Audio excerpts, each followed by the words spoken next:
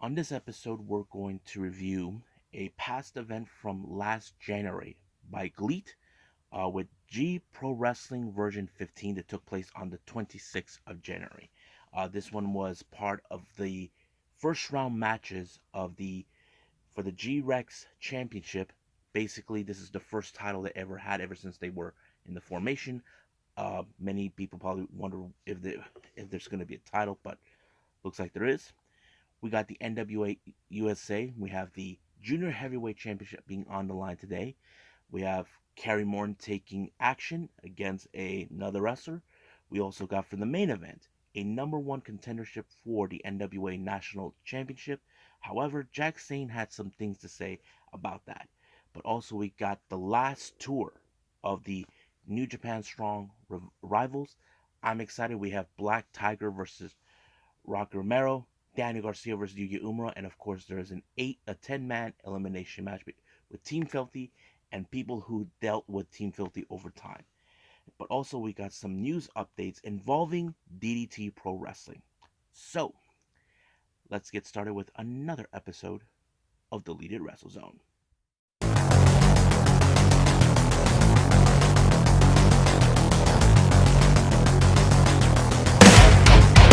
Are you ready? Get up, get up! Get up, get up! Get up, get up! Get up, get up! Get up, get up! Get up, get up!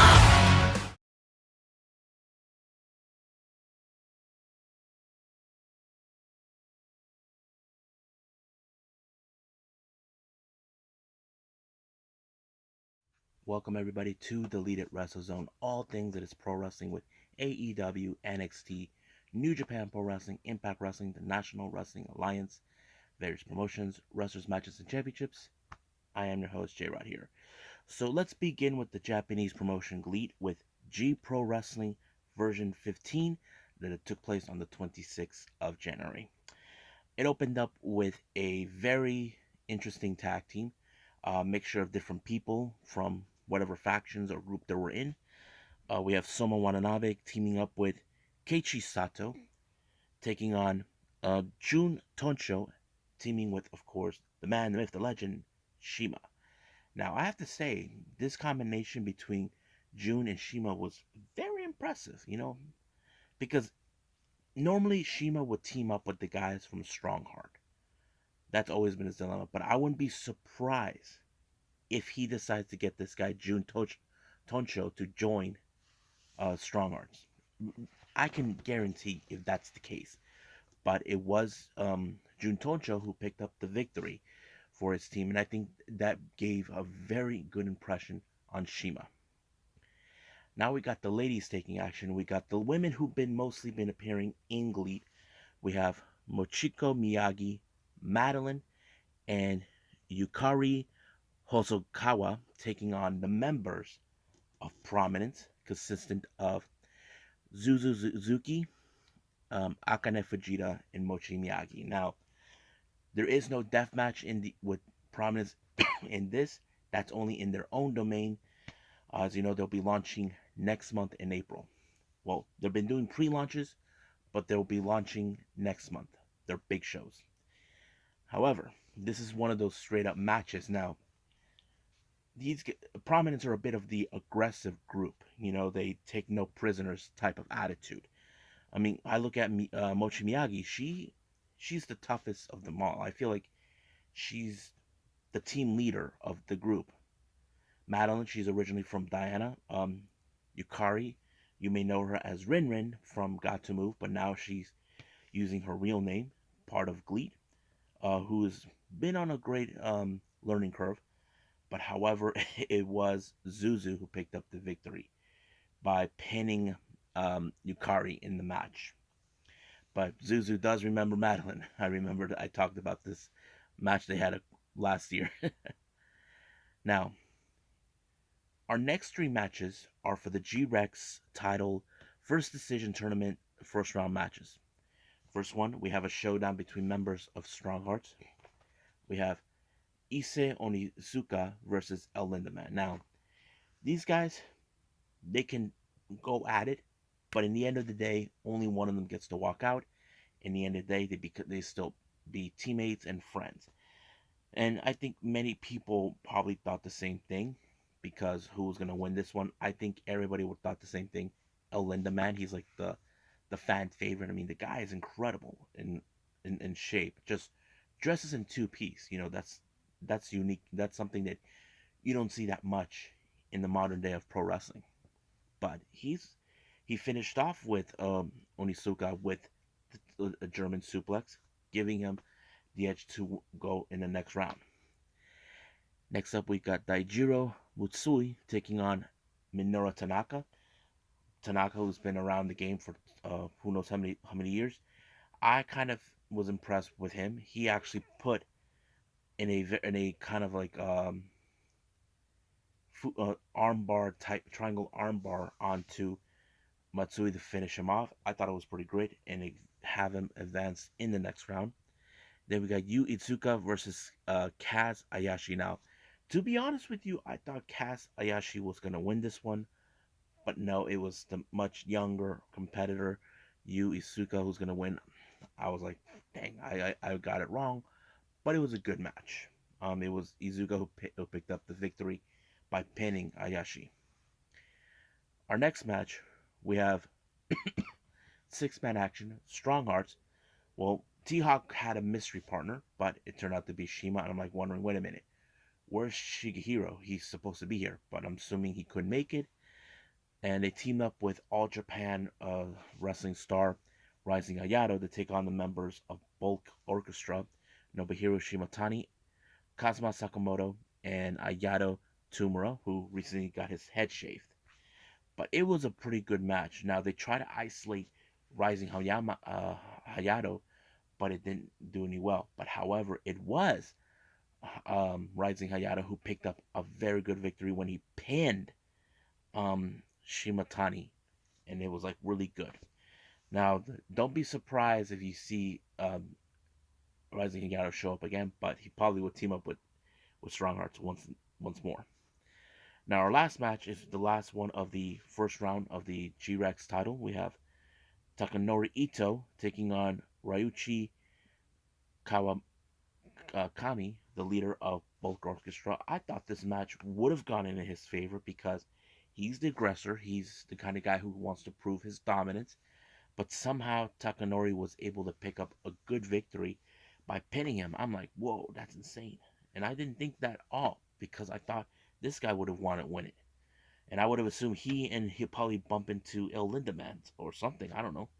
But it is what it is. So we have our next round set. Hopefully this is the only rounds, but we'll find out soon enough. So I believe it's time for me to move on with NWA USA.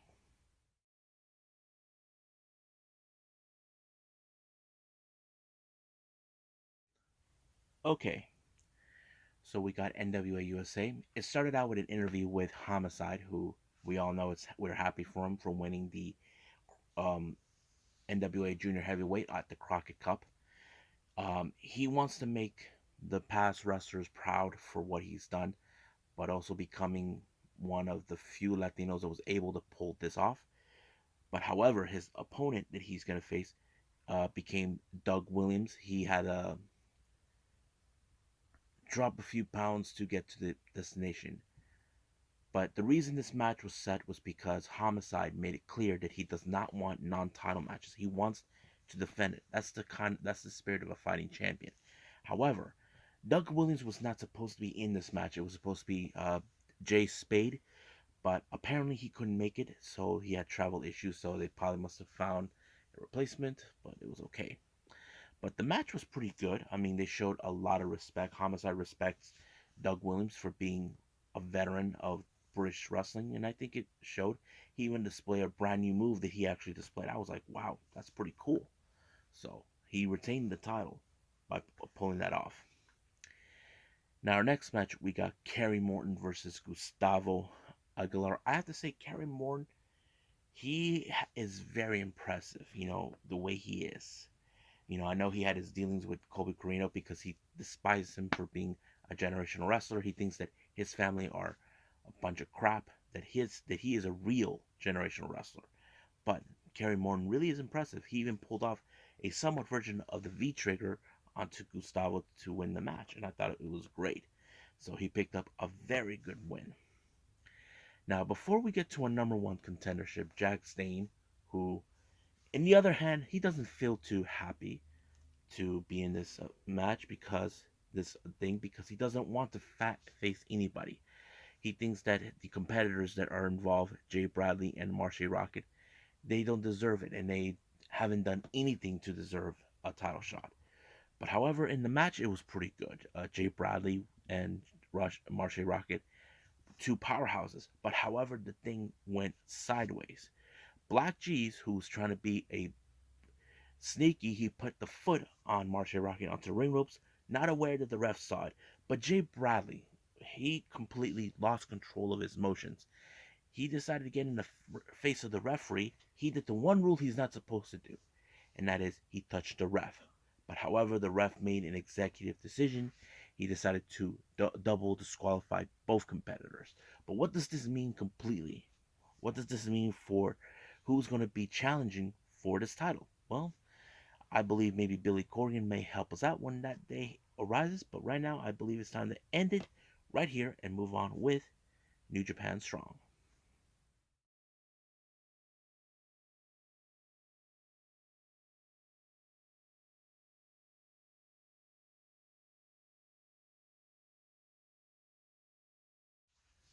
Okay, so this is the last tour of revivals by New Japan. Arrivals by New Japan. It opened up with Red Death taking on Young Lion Yuya Uemera. So as you know, Daniel Garcia has been on a roll as of late. You know, being on AEW, been on many of the independents, taking on the best wrestlers that are out there. But this time he put to the test through Yuya Uemera. He, Yuya Uemera, he doesn't back down with anybody. That's the kind of wrestler people know Yuya is. But however, he was nowhere near close to him because he put him in that Scorpion Deathlock that grinds it all the way, and he had no other choice but to tap out. Now, our next match, we have a bit of a, how do I say, the ghost of Christmas past type. Rocky Romero has been tormented by this so-called Black Tiger. Others are calling him the Underground Tiger because he has no affiliation with New Japan, even though there's a reason why. Let me explain it. Black Tiger's real natural enemy is Tiger Mask. So this one doesn't follow the tradition of Black Tiger.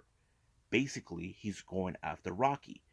Now the real mystery is, who is this guy? What does his beef with Rocky? So I think that kind of puts it in, saying this guy is not an actual Black Tiger. He's just a wannabe in certain aspects. But somehow this guy, Black Tiger, was able to counter every move that Rocky was going to do. Now, you probably would have guessed it. This guy looks familiar. But to be honest with you, I think I figured out who it is. I will not say who this guy is until someone unmasks him. That's what I can do. However, he did put him away when he did the Tiger Bomb on Rocky. But however, he decided to grab a kendo stick and finish Rocky up, but Rocky was able to counter that and put him in armbar, and he tried to break his arm until the Young Lions decided to stop him. But Rocky will have his day against Tiger Mask when he get another opportunity. Now, our main event is a 10-man tag team elimination match. We have Team Filthy with Danny Limelight, Royce Isaacs, Jarrell Nelson, Kratos, and Tom Lawler taking on Adrian Quest, the DKC, Taylor Russ, and Clark Connors. I thought this match was pretty interesting because they tried to isolate certain wrestlers that they saw with the weakest link, like the DKC, Adrian Quest, Tyler Russ, Clark Connors, and Fred Ross are they're the only three strong competitors. Now, Clark Connors eliminated himself along with Lawler because they're going to be facing off for the title, and that is pretty good. Now, when Kratos thought he got rid of Tyler Russ, it was over. But Adrian Quest was the only one that hasn't been eliminated until he finally took on Kratos, and I thought it was a pretty good match. But however, Kratos is a big dude, a big monster. That Adrian Quest did the best he could. but in the end, he ended up being pinned by Kratos, allowing for Team Filthy to win.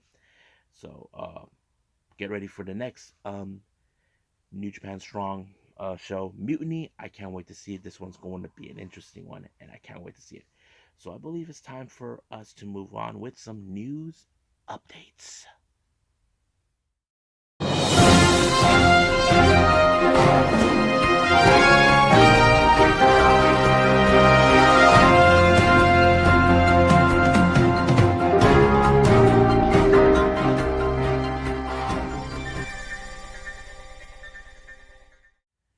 Okay, so here are some news updates, but mostly this is coming from DDT Pro Wrestling.